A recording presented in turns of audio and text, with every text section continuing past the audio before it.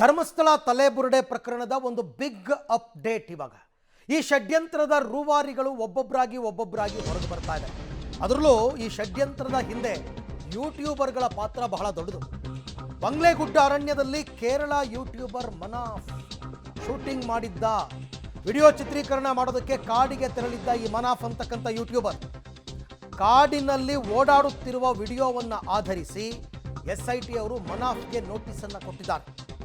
ಕೇರಳದ YouTuber ಮನಾಫ್ಗೆ SIT ಈಗ notice ಅನ್ನು ಕೊಟ್ಟು ವಿಚಾರಣೆಗೆ ಬರ ಹೇಳಿದ್ದಾರೆ. ಬಂಗ್ಲೆಗುಡ್ಡ ಅರಣ್ಯದಲ್ಲಿ ಕೇರಳದ ಯೂಟ್ಯೂಬರ್ ಇದ್ದ, ಅಲ್ಲೆಲ್ಲ ಶೂಟ್ ಮಾಡಿದ್ದಾನೆ. ಆಕ್ಚುಲಿ ಇವರೆಲ್ಲ ಮಾಡಿರೋ ಅತಿ ದೊಡ್ಡ ತಪ್ಪೇನೆಂದ್ರೆ ಅರಣ್ಯ ಪ್ರದೇಶಕ್ಕೆ ಅಕ್ರಮವಾಗಿ ಇವರೆಲ್ಲರೂ ಕೂಡ ಎಂಟ್ರಿ ಕೊಟ್ಟಿದ್ದಾರೆ, ಪರ್ಮಿಷನ್ ಇಲ್ಲದೆ ಚಿತ್ರೀಕರಣ ಮಾಡಿದ್ದಾರೆ. ಕೇರಳದ ಯೂಟ್ಯೂಬರ್ ಮನಾಫ್ಗೆ ಈಗ SIT ಅವರು ನೋಟಿಸ್ ಅನ್ನು ಜಾರಿ ಮಾಡಿದ್ದಾರೆ ವಿಚಾರಣೆಗೆ ಬರುವಂತೆ. ನೋಡಿ, ಒಬ್ಬೊಬ್ಬರದ್ದೇ ಆಯಿತು. ಯೂಟ್ಯೂಬರ್ ಸಮೀರ್ದಾಯಿತು, ಅದಾದ ನಂತರ ಅಭಿಷೇಕ್ದಾಯಿತು, ಈಗ ಈತನ ವಿಚಾರ. ಈತ ಇಲ್ಲಿಯ ವಿಚಾರಗಳನ್ನು ತನ್ನ ಯೂಟ್ಯೂಬ್ ಮುಖಾಂತರ ಕೇರಳದಲ್ಲಿ ಅಪಪ್ರಚಾರ ಮಾಡೋದು. ಕೇರಳ ಜನರಿಗೂ ಕೂಡ ಧರ್ಮಸ್ಥಳದ ಬಗ್ಗೆ ಅಪಪ್ರಚಾರ ಮಾಡ್ತಕ್ಕಂಥ ಷಡ್ಯಂತ್ರ ಈತನದ್ದು. ಹೆಂಗೆ ಇವರಿಗೆ ಇಲ್ಲಿ ಪರ್ಮಿಷನ್ ಸಿಕ್ತು ಚಿತ್ರೀಕರಣ ಮಾಡೋದಕ್ಕೆ? ಕಾಡು ಅಂದಾಕ್ಷಣಕ್ಕೆ ಯಾರು ಬೇಕಾದರೂ ಬೇಕಾಬಿಟ್ಟು ನುಗ್ಗಬಹುದು, ಬೇಕಾಬಿಟ್ಟು ಚಿತ್ರೀಕರಣ ಮಾಡ್ಬೋದು ಅಂತ ಇಲ್ಲ.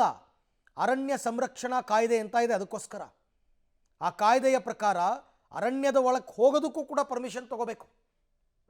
ಇವರಿಗೆ ಹೇಳೋರಿಲ್ಲ, ಕೇಳೋರಿಲ್ಲ. ಇವ್ರದ್ದೇ ಆದಂತಹ ಪ್ಲ್ಯಾನ್ಸು, ಇವ್ರದ್ದೇ ಆದಂತಹ ಲೆಕ್ಕಾಚಾರಗಳು. ಎಲ್ಲಿ ಬೇಕಾದರೂ ಹೋಗ್ಬೋದು, ಏನು ಬೇಕಾದರೂ ಶೂಟ್ ಮಾಡ್ಬೋದು. ಅಂದರೆ ಈ ಉತ್ಖನನಗಳು ನಡೆಯೋದಕ್ಕೂ ಮೊದಲೇ ಆ ಬುರುಡೆ ಚಿನ್ನಯ್ಯ ಈ ಜಾಗಗಳನ್ನು ಮಾರ್ಕ್ ಮಾಡಿ ತೋರಿಸೋಕ್ಕೂ ಮೊದಲೇ ಆ ಜಾಗದಲ್ಲಿ ಇವ್ರು ಶೂಟಿಂಗ್ ಮಾಡ್ತಾರೆ ಅಂದರೆ ಇವ್ರಿಗೆ ಮೊದಲೇ ಗೊತ್ತಿತ್ತು ಇವೆಲ್ಲ. ಅದಕ್ಕೆ ಹೇಳಿದ್ದು ಇದೊಂದು ಪ್ರೀ ಪ್ಲ್ಯಾನ್. ಸೊ ಹಾಗಾಗಿ ಇದು ಕೇವಲ ಶೂಟ್ ಮಾಡೋದಷ್ಟೇ ಅಲ್ಲ, ಇನ್ನೂ ಒಂದು ವಿಚಾರ ಇದೆ. ಈತನಿಗೆ ಮಹೇಶ್ ಶೆಟ್ಟಿ ತಿಮರೋಡಿ ಮತ್ತು ಜಯಂತ್ ಪರಿಚಯ ಇದೆ. ತಿಮರೋಡಿ ಮತ್ತು ಜಯಂತನ್ನ ಭೇಟಿಯಾಗಿದ್ದ ಈ ಯೂಟ್ಯೂಬರ್ ಮನಾಫ್ ತಲೆಬುರುಡೆ ಬಗ್ಗೆ ಯೂಟ್ಯೂಬ್ನಲ್ಲಿ ಇಲ್ಲ ಸಲ್ಲದ ಕಥೆಯನ್ನ ಕಟ್ಟಿದ್ದ ಮನಾಫ್. ಧರ್ಮಸ್ಥಳ ವಿರುದ್ಧ ಸುಳ್ಳು ಸುದ್ದಿ ಮಾಡಿದ್ದ ಕೇರಳದ ಯೂಟ್ಯೂಬರ್. ಜಯಂತ್ ಮೂಲಕ ಕೇರಳಕ್ಕೆ ಬುರುಡೆ ಕಥೆಯನ್ನು ಹಬ್ಬಿಸಿದ್ದ ಮನಾಫ್, ಜಯಂತ್ ಮುಖಾಂತರ. ಇವನು ಯಾರು ಅಂದರೆ ಒಂದು ಲಿಂಕ್ ಇದೆ ನೋಡಿ, ಹೇಳ್ತೀನಿ. ಕಳೆದ ವರ್ಷ ಶಿರೂರಿನಲ್ಲಿ ಗುಡ್ಡ ಕುಸಿತ ಆಗಿ ಒಂದು ಲಾರಿ ಕೊಚ್ಕೊಂಡೋಗಿತ್ತು, ಗೊತ್ತಿರಬೇಕು. ಲಾರಿ ಚಾಲಕ ಅರ್ಜುನ್, ಲಾರಿ ಎಲ್ಲ ಕೊಚ್ಕೊಂಡೋಗಿತ್ತಲ್ಲ, ಆ ಲಾರಿಯ ಮಾಲೀಕ ಇವನು. ಯಾರು? ಈ ಮನಾಫ್. ಇನ್ನೂ ಕಥೆಗಳಿದೆ. ಆ ಶಿರೂರು ಗುಡ್ಡ ಕುಸಿತ ಪ್ರಕರಣಕ್ಕೆ ಸಂಬಂಧಪಟ್ಟಂತಲೇ ಒಂದಷ್ಟು ಲಫ್ಡಾ ಕೆಲಸಗಳನ್ನ ಈತ ಮಾಡಿದ್ದ. ಒಟ್ಟಿನಲ್ಲಿ ನೋಡಿ, ಇವರ ಬ್ಯಾಕ್ಗ್ರೌಂಡನ್ನು ಕೆದಕ್ತಾ ಹೋದರೆ ಪ್ರತಿಯೊಬ್ಬರದು ಇಂಥದ್ದೇ ಕೆಲಸ. 4 ತಿಂಗಳ ಹಿಂದೆ ಏನೂ ಅಲ್ಲದವ ಏಕಾಏಕಿ ಫೇಮಸ್ ಆಗಿಬಿಡ್ತಾನೆ, ಲಕ್ಷಾಂತರ ಜನ ಫಾಲೋವರ್ಸ್ಗಳು ಬಂದ್ಬಿಡ್ತಾರೆ, ಲೈಕ್ಸು, ವ್ಯೂಸು.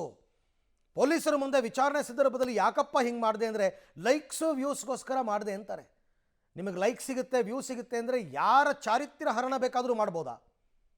ಅತ್ಯಂತ ದೊಡ್ಡ ಆರೋಪ ಮತ್ತು ಅಪರಾಧ ಇದು. ಈ ಬಗ್ಗೆ ಮತ್ತಷ್ಟು ಮಾಹಿತಿ ನನ್ನ ಕೊಲೀಗ ಸುಕ್ಪಾಲ್ ಅವರಿಂದ ಪಡ್ಕೊಳ್ಳೋಣ. ಸುಕ್ಪಾಲ್, ಈಗ ಈ ಮನಾಫ್, ಈತನ ಬ್ಯಾಕ್ಗ್ರೌಂಡ್, ಈತ ಯಾತಕ್ಕೋಸ್ಕರ ಧರ್ಮಸ್ಥಳದ ಬಗ್ಗೆ ಅಪಪ್ರಚಾರಕ್ಕೆ ಬಂದ? ಅಥವಾ ಇವನು ಕೂಡ ಈ ಸಿಂಡಿಕೇಟ್ನ ಮೆಂಬರ್ರಾ? ಇವನಿಗೆ ಇದರಿಂದ ಆಗ್ತಾ ಇದ್ದ ಲಾಭ ಏನು ಸಿಕ್ಕಿದೆ ಇದ್ರ ಬಗ್ಗೆ ಮಾಹಿತಿ?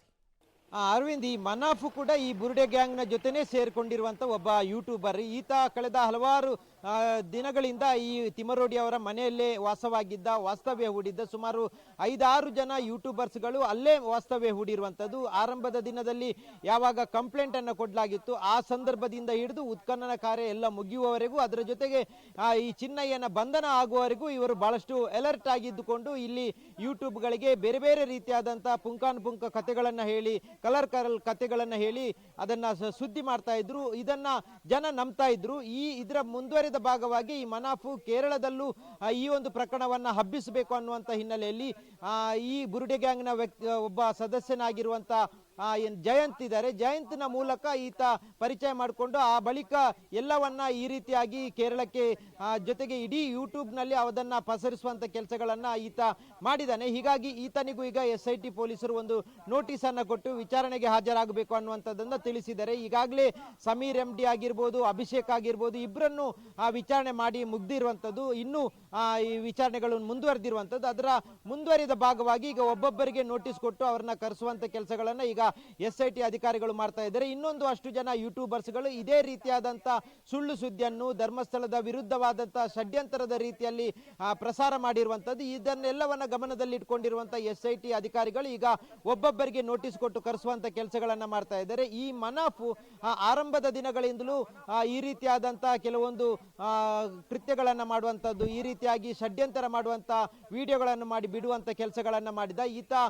ಶಿರೂರಿನಲ್ಲಿ ಯಾವಾಗ ಲಾರಿ ದುರಂತ ಆಯಿತು ಆ ಸಂದರ್ಭದಲ್ಲಿ ಇಂಥದ್ದೇ ಒಂದು ಕೆಲಸಗಳನ್ನ ಮಾಡಿದ ಆ ಲಾರಿಯ ಮಾಲಕನಾಗಿರುವಂತ ವ್ಯಕ್ತಿ ಮನಾಫು ಈಗ ಈ ಬುರುಡೆ ಗ್ಯಾಂಗ್ನ ಜೊತೆ ಸೇರ್ಕೊಂಡು ಈ ರೀತಿಯಾಗಿ ಧರ್ಮಸ್ಥಳ ಕ್ಷೇತ್ರ ಜೊತೆಗೆ ಧರ್ಮಸ್ಥಳದಲ್ಲಿ ಸಾವಿರಾರು ಶವಗಳನ್ನ ಹೂತಿಡ್ಲಾಗಿತ್ತು ಅನ್ನುವಂತ ಒಂದು ವಿಡಿಯೋವನ್ನ ಮಾಡಿ ಈಗ ಬಹಳಷ್ಟು ವ್ಯೂಸ್ಗಳನ್ನ ಪಡ್ಕೊಂಡಿದ್ದಾನೆ. ಆದ್ರೆ ಈಗ SIT ಅಧಿಕಾರಿಗಳು ಆತನಿಗೆ ನೋಟಿಸ್ ಕೊಟ್ಟು ವಿಚಾರಣೆಗೆ ಹಾಜರಾಗುವಂತೆ ಸೂಚಿಸಿರುವಂತದ್ದು. ಅರವಿಂದ್, ಹಾಗೆ ಸಂಪರ್ಕದಲ್ಲಿರಿ ಸುಖಪಾಲ್, ನಿಮ್ಮ ಜೊತೆ ನಾನು ಮತ್ತೆ ಮಾತನಾಡ್ತೀನಿ. ನೋಡಿ, ಒಂದೊಂದೇ ವಿಚಾರಗಳು ಬೆಳಕಿಗೆ ಬರ್ತಾ ಇದೆ.